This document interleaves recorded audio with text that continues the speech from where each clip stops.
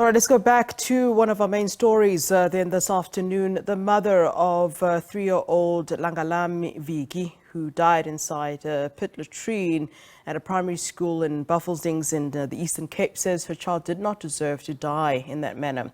She believes that had the school had proper sanitation, the incident would not have happened. Her child's lifeless body was found a day after she had gone missing. Police have since opened an inquest docket into the matter. Let's get an update now on reaction. We're now joined via Zoom by the Eastern Cape Education Department spokesperson, Vuyiseka Mboxela. A very good afternoon to you, ma'am. Thank you for joining us here on SABC News. Thank you very much, Flo, and good afternoon to the viewers of SABC. Let's start off by getting a reaction from the department as to what's happened, and no doubt some questions being asked and blame being put on the education department in the province. What are your thoughts? Thank you very much, Flo. In a state of panic and also in a state of frustration, such comments will be understood, and we have a responsibility then as a department to understand and go beyond that understanding. And I can tell you, Flo, that the MEC was in that family yesterday.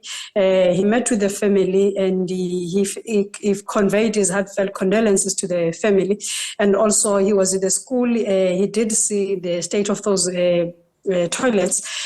And we can confirm indeed that there is an inquest that is being conducted by the South African Police Service. Before the end, most probably the end of this week, we'll be expecting a report from South African Police Service. But preliminary, there are two issues that the investigation has been able to indicate to us is that the kid was found in that toilet, fully dressed. That's the first one. And the second issue is that this incident happened after the school, and the last person to have left the school, it was the school principal.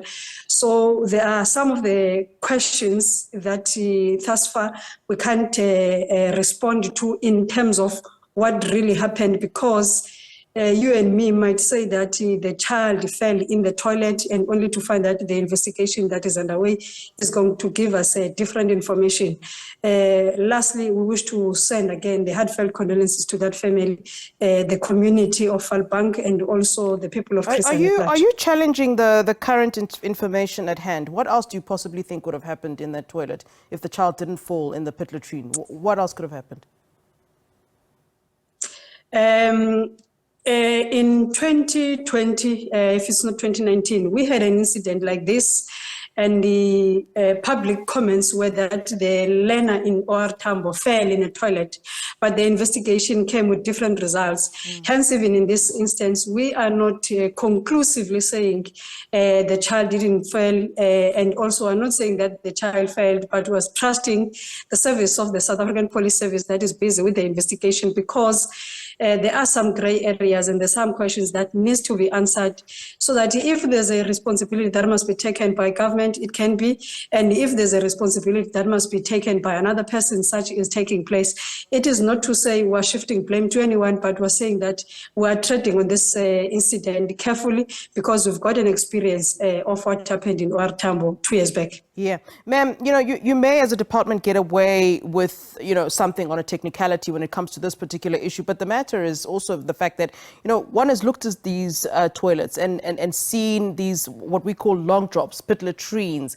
When you look at the state of those toilets, which I've taken a look at, it's actually quite inhumane that anyone, never mind children, would be expected to use those sort of toilets. So what is your response? Let's for argument's say that in this particular case, the education department has no case to answer for. But what do you make of the fact that there are children still using pit toilets that look the way that they look in this country, when we have said we're going to abolish this a long time ago? So what do you make of that?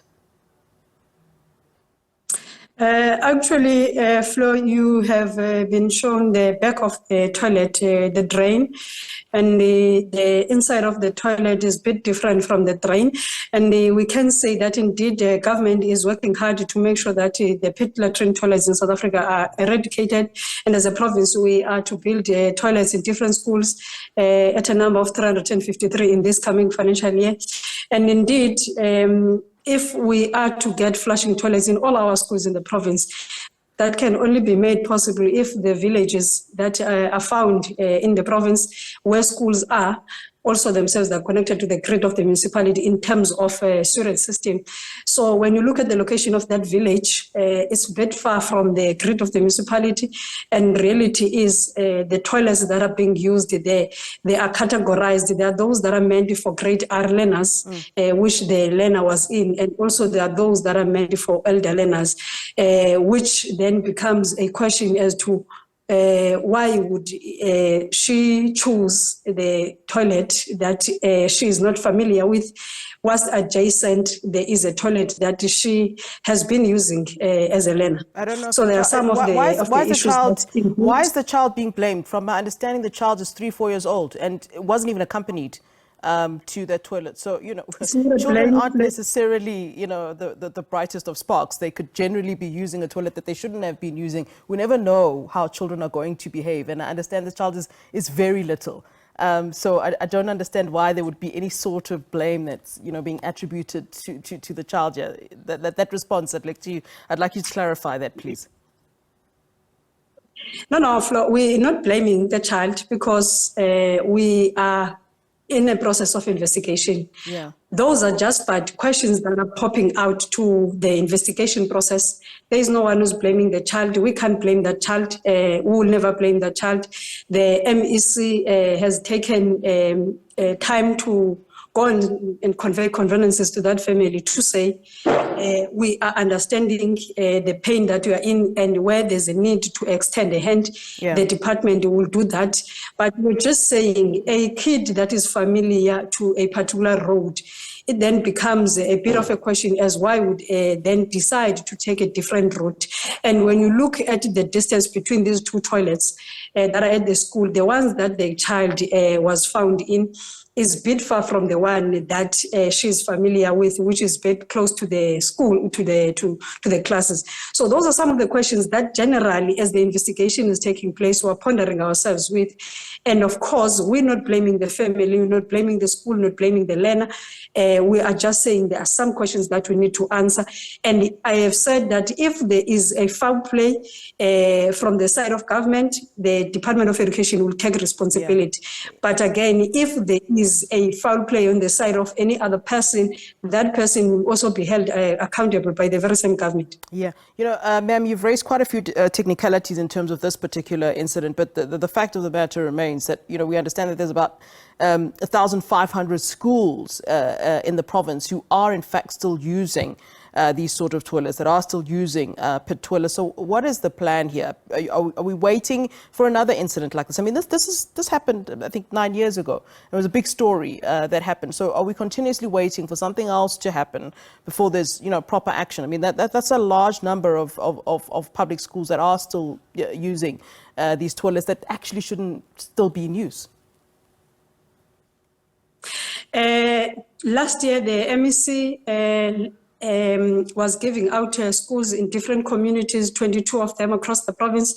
All of those schools are having facilities that are safe for them to be used by learners of different grades. And there are toilets that are to be built under the SAFE program, including this school was under the SAFE program, which is led by the DBE at national.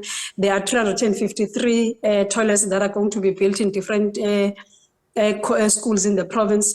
And maybe, Flo, we must take it to the public and say, the case that we all keep referring to, when it was ventilated in court and when facts were laid bare, it came out that it is not what was in the headlines in terms of what happened to the kid that I was referring to in Ortam.